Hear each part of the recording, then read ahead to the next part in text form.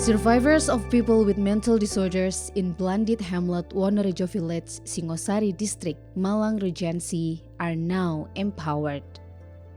Despite having been treated at Dr. Rajiman Wedyo Diningrat Lawang Mental Hospital, these 20 survivors of people with mental disorders now possess skills in batik making, crafting feather dusters, and making doormats. This empowerment effort is part of the activities of the Integrated Service Post or Posyandu for the mental health care movement called Gardu Sawah. While in other areas, Posyandu typically only provides physical health checkups for mothers and children, the Gardu Sawah Posyandu aims to empower and train survivors people with mental disorders, which is believed to be the first mental health Posyandu in East Java. The head of Gardu Sawah Posyandu, Siti Asia, revealed that the mental health assistance efforts in Wonorejo village began in 2016. At that time, the Posyandu Jiwa activities were still held in residence homes. She is grateful that the village government and Lawang Mental Hospital eventually initiated the construction of a dedicated Posyandu building for survivors of people with mental disorders. Through the Posyandu activities, which are conducted once a month, survivors of people with mental disorders are picked up and dropped off at home by volunteers. They are registered, weighed, participate in group exercises, and then engage in crafting activities. Some make batik, knit doormats, and craft feather dusters. The handiwork of these survivors is marketed online, so they not only gain skills but also earn an income. Pertama kali kami menyiapkan 5 meja. Pertama itu pendaftaran dan timbang. Kedua yaitu pemeriksaan. Pemeriksaan itu dari mana yang diperiksa? Dari puskesmas. Yang diperiksa apa? Kondisi keluhan. Sekarang apa sehat? Mana keluhannya apa sekarang? Setelah pemeriksaan kesehatan, kemudian mereka dilatih. Kami senam. Sesudah kegiatan, nanti kami bersama-sama ada tugas teman-teman yang lain, yaitu ada yang kader yang satunya, ada yang membimbing bikin bola, ada yang bikin keset, dan juga sekarang kan 3 tahun ini sudah membuat batik.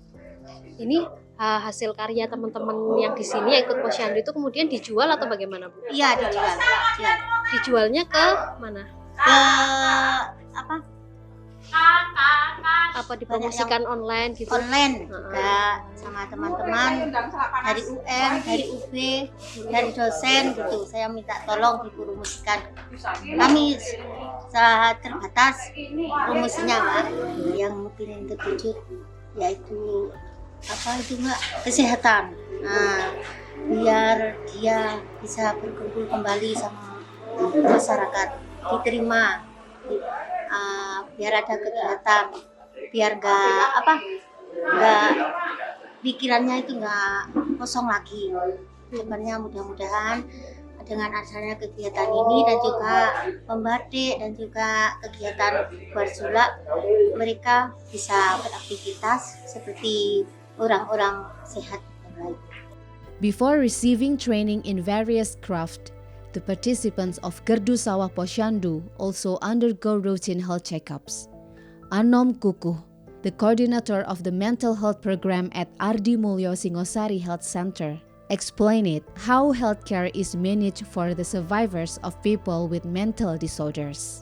Untuk penanganan di Posyandu Jiwa, terutama yang mengalami gangguan jiwa, kita akan lakukan kunjungan rumah, setelah itu lakukan pemeriksaan, bila mana bisa dilakukan pengobatan di rumah dan didukung oleh keluarga, kita lakukan di rumah saja. Bila ada masalah lebih lanjut dan tidak dapat ditangani di rumah, itu kita rujuk ke rumah sakit jiwa di Lawang.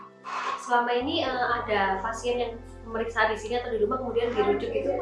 Untuk saat ini dalam 1 tahun terakhir di 2023 itu kita menemukan 1 pasien dengan keluhan marah-marah yang tiba-tiba marah dan ngamuk membawa sajam. Kita rujuk ke RSC, ke unit gawat daruratnya dan dirawat di sana. Kalau di Posyandu ini penanganan kesehatannya seperti apa, Pak? Untuk di Posyandu penanganannya pasien yang sudah pernah kita kunjungi di rumah, bila tidak ada kegiatan di rumah, kita bawa ke Posyandu Jiwa setiap 1 bulan sekali. Di minggu ketiga kita ajak untuk kegiatannya pemeriksaan tekanan darah, berat badan, dan pengontrolan minum obatnya bagaimana. Untuk kendala pemeriksaan seperti di Posyandu, alhamdulillah semuanya berjalan dengan lancar. Hanya terkendala di tingkat keluarga karena sebenarnya kan Posyandu Jiwa ini juga tidak melibatkan pasiennya saja, tapi juga keluarga juga. Karena berhubung keluarga juga bekerja, jadi tidak bisa mendampingi pasiennya. Nanti dapat informasi pengetahuan tentang kesehatan perawatan pasien ODGJ bagaimana, jadikan kurang untuk di keluarga. One of the survivors of people with mental disorders, Ponadi, expressed his happiness about being able to join this empowerment program. This 42 years old man hopes to fully recover. So far, Ponadi still has to take tranquilizers daily and receive an injection once a month. He experienced mental health issues due to a broken heart after a failed marriage. Pak, asmini sinten? Ponadi Usianya? 30. 30. Pak, kemarin kan dapat pelatihan di Posyandu Jiwa. Itu pelatihannya apa saja, Pak? Nggih kecet, nggih pate, nggih puas pocoke. Kemoceng. Nggih, Perasaannya gimana ikut pelatihan itu? nggih seneng. Senang. Terus ketemu teman-teman banyak ya? Nggih. Mungkin ada setelah ikut pelatihan itu pengennya gimana, Pak Ponadi? Harapannya? Harapannya gimana setelah ikut pelatihan itu? Harapannya Wino rasa jaran ini sembuh total. sembuh total. Oh, bisa sembuh total. Nggih. Pak Ponadi sekarang masih minum obat nih? Asik. Nggih, tasih. Asik. Terus perawatannya gimana? Dirawatnya minum obat terus ngapain? Nggih, Periksa, rutin periksa. minum obat dilem. Oh, nggih, obat tilem. Due to being considered dangerous, Ponadi is one of the several survivors of people with mental disorders who experience being shackled by his family. Ponadi's younger brother, Joko, recounted that when his brother had an episode, his outbursts of anger could be uncontrollable. The family was at a loss, leading them to decide to shackle Ponadi until he could be treated at Lawang Mental Hospital. By participating in the Posyandu program, they hope Ponadi can fully recover and live like a normal person. Nowadays, Ponadi spends his time taking care of his chickens. Kalau untuk Pak Joko mungkin bisa diceritakan kemarin itu prosesnya gimana? Pak Ponadi kan juga sempat dipasung. Nah, Iya. itu gimana, Pak Joko? Waduh ya, namanya keluarga ya dicari-cari teng iku lho, teng kebun bur. Ya dicari-cari itu. Terus saya pasung terusan. Dipasung sampai berapa lama waktu itu? Waduh, enggak tahu saya kan lupa. Terus ada itu, apa itu? Diberi itu, kartu itu lho. Terus kengken niku, beto teng pundi? Posyandu. Nggih, Posyandu terus tengah di Mulya terus tengah itu niku. Pundi niku? Lawang. Rumah sakit Lawang. Nggih. Itu ceritanya gimana awalnya kok sampai Pak Ponadi niki mohon maaf sakit gitu? Itu apa ya? Kawin ndak jadi asal mulanya. Terus ya iku pikiran bengong niku. Ngamuk niku. Niki lihat borongi buyar niki. Niki beliau niki. Sempat sama bapak juga. Iya. Asal mulanya itu. Terus akhirnya sama karena keluarga bingung terus dipasung itu. Iya. Oke, dipasungnya tapi lupa ya berapa lama itu sampai Iya, lupa itu. sampai berhari-hari. Iya, berhari-hari lupa. Ya itu terus petang pundi ini teng lawang Beres ini. ya. Nih. sering ngawal. Ketika dipasung itu Pak Punadi posisinya gimana? Melawan atau gimana waktu itu? Yang lawan. Nggih. Nggih. Karena keluarga sudah tidak ada, harus Iya. mau ngapain, bingung ya. Iya, bingung. Kalau dari pihak keluarga harapannya apa, Pak? Harapannya ya ingin sembuh total, ya bisa kayak teman-temannya yang lain itu. As both a volunteer and the secretary of the Mental Health Posyandu, Siti Aminah feels compassion for the survivors of people with mental disorders who have experienced inhuman treatment from their families. Therefore, instead of allowing these survivors to be isolated or even shackled, she and other volunteers are committed to picking up and dropping off the survivors every month to receive services at the Mental Health Posyandu. They remain steadfast in facing the rejection often shown by the community. Mungkin dulu itu kita hanya kasihan sih, kasihan tuh di Wonorejo ini kok ada sih gangguan jiwa. Terus untuk keluarga kurang respon, mungkin diasingkan kan, dulu kan diasingkan untuk si pasien, dikucilkan, tempatnya juga enggak satu rumah dulu itu. Ada juga yang dipasung, dulu itu sempat dipasung sekitar 7 orang, tapi ada yang dipasung blok, cuma 2 orang, yang lain pasung kamar, pasung rumah itu loh. Terus kita sebagai kader ke rumah-rumah juga sama pihak puskesmas, juga pihak desa untuk rumahnya, memberi inovasi, juga memberi semangat untuk keluarganya supaya tidak mengucilkan si pasien. Jadi selama itu kita tersentuh, untuk semua kader di Posyandu Jiwa ini tersentuh, tidak mengharap apa-apa sih, cuma kasihan gitu aja. Pernah nggak Bu mengalami pengalaman saat melakukan penjemputan atau membantu memberikan obat dan lain-lain dengan pasien? Ya pernah sih, ada yang terutama dulu itu di keluarga kan, si kader itu pertama kok ikut campur kan gitu, pernah.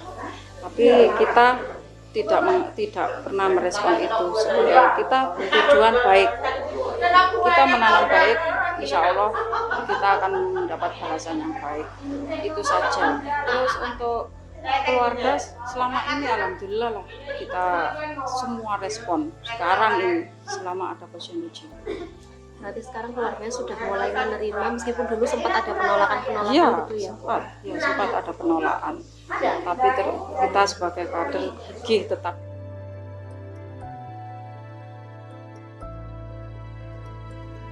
Adwin Lutfian Nur, a medical social worker at Dr. Rajiman Wedyo Diningrat Lawang Mental Hospital, stated that empowerment activities through the Mental Health Posyandu have a significant impact on the recovery of survivors of people with mental disorders. Even though these activities are only conducted once a month, Posyandu volunteers and health center staff regularly monitor their health and provide medication. In addition to health monitoring, the survivors also engage in activities and entertainment, minimizing the possibility of their mental illness relapsing. Kami menginisiasi bersama dengan puskesmas, bersama dengan desa, itu menginisiasi untuk ada Posyandu Jiwa ini. Gitu. Tadi pada awalnya Posyandu Jiwa ini cuma pemeriksaan kesehatan, telepsikiatri, dan lain-lain kayak gitu. Cuman sekarang 2024 sudah mulai masuk ke pemberdayaan sosial, gimana caranya supaya penyintas ODGJ ini bisa lebih mandiri. Gitu sih. Kalau di daerah Malang Raya sendiri ya, memang informasinya di sini yang paling maju itu gimana? Jadi memang di desa lain itu juga ada posyandu jiwa, cuman masih dalam tahap pemeriksaan kesehatan, telepsikiatri, pembagian obat rutin supaya mereka berkelanjutan minum obatnya gitu. Kalau misalkan di sini sudah sampai ke pemberdayaan bisa membuat usaha sendiri gitu. Diharapkan desa-desa lain itu juga bisa menjadi seperti ini gitu, menjadi mandiri, bagaimana caranya supaya bisa menghasilkan penghasilan sendiri kayak gitu sih. Kalau di sini kan lebih maju karena ada pelatihan itu berpengaruh nggak dengan tingkat kesembuhan pasien, Pak? Berpengaruh banget buat tingkat kesembuhan pasien karena memang karena kegiatannya rutin.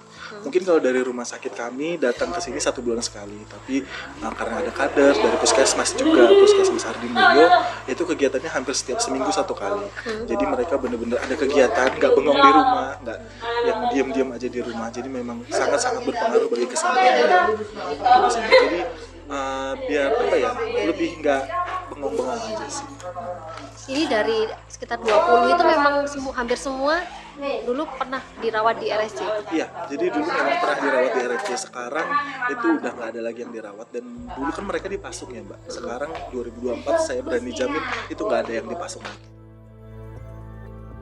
With this education and empowerment initiative, Adwin guarantees that there are no longer any people with mental disorders being shackled in Wonorejo village. He also mentions that this is the only specialized posyandu for survivors with its own building and empowerment program in East Java.